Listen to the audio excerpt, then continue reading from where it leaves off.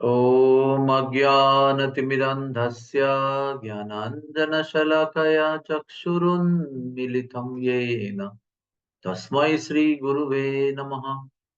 श्रीचैतन्यमनोभीष्टं स्थापितं येन भूतले स्वयं रूपः कदा मह्यं ददाति स्वपदान्तिकम्।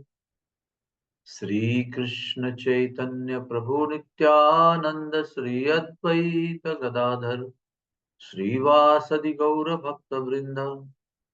हरे कृष्णा कृष्णा कृष्णा हरे हरे, हरे राम राम राम हरे हरे। ओम श्रीमते रामचंद्राय नमः। प्रभु श्री रामचंद्र भगवान की जय। हमारे जीवन, हमारा राज्य, हमारा देश, हमारी संस्कृति और हमारा चरित्र, इन सब का प्राण प्रभु रामचंद्र है। वो हमारे जीवन की मार्गदर्शक ज्योति है। प्रभु रामचंद्र के जीवन में, लीला में, वाल्मीकि रामायण में जो भी हुआ, वो सब प्रभु ने हमें शिक्षा देने के लिए किया। उनके हर गतिविधि में जन कल्याण की भावना है, कृपा की भावना है, करुणा की भावना है। इसलिए रामायण हमें जरूर पढ़ना चाहिए, क्योंकि रामायण के द्वारा प्रभु ने हमारे जीवन को कैसे परिपूर्ण किया जाए, इसके विषय में मार्गदर्शन किया है। तो एक प्रसंग आता है जब प्रभु रामचंद्र ने सीता जी को खोया है और वो दर दर भटक रहे हैं, रो रहे हैं, बिलख रहे हैं, पुकार रहे हैं। तो उस समय वो ऋष्यशृंग पर्वत के पास आते हैं और वहां पर उनकी मुलाकात जो है वो हनुमान जी से हो जाती है। हनुमान जी उन्हें कंधे पर बिठाकर सुग्रीव के पास लेके जाते हैं, पर्वत के ऊपर, जहां पर सुग्रीव जी अपने बड़े भाई बाली के भय से छुपे हुए हैं और जहां बाली ऋषि मुनि के शाप के वजह से आ नहीं सकता है। इस तरह से भयभीत होकर सुग्रीव जी वहां अपना जीवन बिता रहे हैं। तो प्रभु रामचंद्र और लक्ष्मण जी की उनकी मुलाकात होती है। तो सुग्रीव जी अपने दुख का बखान करते हैं कि कैसे मैं पीटा हुआ हूँ, कैसे मैं भाग गया हूँ, कैसे मैं भय से ग्रस्त हूँ, कैसे मैं यहाँ भयभीत होकर जी रहा हूँ।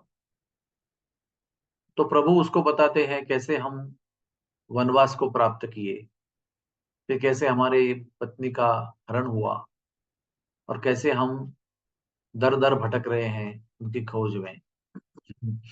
इस तरह से सुग्रीव कहते हैं कि हमारी और आपकी स्थिति एक ही है, दोनों दुखी हैं। तो प्रभु हमको बता रहे हैं कि भौतिक विश्व में जो भी आता है, जो भी जन्म लेता है, उसे दुख प्राप्त होता है। यहाँ तक भगवान भी जब मनुष्य रूप लेकर भौतिक विश्व में जन्म लेते हैं, तो वो भी लीला के आधार पर भी दुख का अनुभव करते हैं। और जितने भी लोग, चाहे वैष्णव हो या न हो, वो भी अपने जीवन में निरंतर बदलते हुए लेकिन निश्चित रूप से दुखों का अनुभव करते हैं।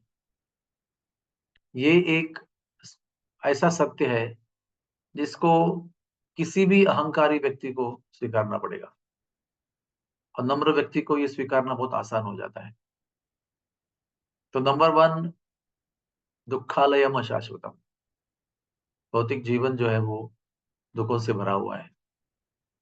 दूसरी शिक्षा प्रभु ने इस माध्यम से दी कि जब किसी को दुख होता है तो हमें दूसरों का सहारा लेना चाहिए, क्योंकि दूसरे जो प्रामाणिक भक्त होते हैं उनका सहारा लेने से हमारे दुखों का निवारण होता है और दुखों का निवारण भी नहीं हुआ, तो दुखों को सहन करने की शक्ति आती है और दुखों में भी कैसे आनंदी रहना है, वो कला प्राप्त होती है। तीसरी शिक्षा यह है कि जब हम अपने हमदर्दों से अपना दुख बाँटते हैं, तो दुख हल्का हो जाता है और फिर एक-दूसरे की सहायता करके हम अपने दुखों का निवारण कर सकते हैं। इसलिए प्रभु ने सुग्रीव से मित्रता की, सुग्रीव की सहायता की, आगे जाकर सुग्रीव ने प्रभु की सहायता की। हम सब लोगों को वैष्णव समाज की आवश्यकता इसके लिए है। प्रभुपाद जी ने और गुरुदेव ने जो वैष्णव समाज निर्माण किया है, उसका प्रयोजन ही ये है कि हम एकत्र आएँ, गुह्यम आख्याति पृच्छति, हमारे हृदय के भावनाओं का आदान-प्रदान करें और सच्चे दिल से एक-दूसरे की सहायता करें। दुखों को निवारण करने के लिए, भक्ति में आगे बढ़ने के लिए, भक्ति में उत्साह देने के लिए, प्रभु के नाम के जप को करने के लिए, उत्साह देने के लिए, अच्छा उदाहरण स्थापन करके दूसरों को प्रेरणा देने के लिए ये वैष्णव समाज बनाया गया है। तो हम लोग जितने हद तक इन वैष्णव समाज के अंदर निहित भक्तों का संग लेते हैं, उनकी सहायता लेते हैं, उनकी शरण में जीते हैं, उतना तक हमारा जीवन आनंदमय रहता है। दुःख होते हुए भी दुखों का अनुभव भक्तों के संग में, भक्तों की सहायता में नहीं होता है। भक्तों की सहायता से आनंद की उत्पत्ति होती है और आनंद का अनुभव होता है। तो आइए प्रभु रामचंद्र के इस सुंदर चरित्र से, इस प्रेरणादायी, उत्साहदायी चरित्र से हम सब लोग अपने जीवन का, आध्यात्मिक जीवन का लक्ष्य जो है, वो प्राप्त करने का प्रयास करें। प्रभु का जीवन तो एक प्रकार से दुखों-दुखों से भरा हुआ है, लेकिन उनके दुखों से भरा हुआ जो जीवन चरित्र है, वो हमारे आध्यात्मिक उन्नति के लिए बहुत ही आदर्श है और बहुत ही प्रेरणादायी है। वो दुख भोग रहे हैं और हमें आध्यात्मिक आनंद की प्राप्ति हो रही है। हरे कृष्णा, कृष्ण कृष्ण हरे हरे, हरे राम, राम राम हरे हरे। बहुत बहुत धन्यवाद सबका। Thank you very much.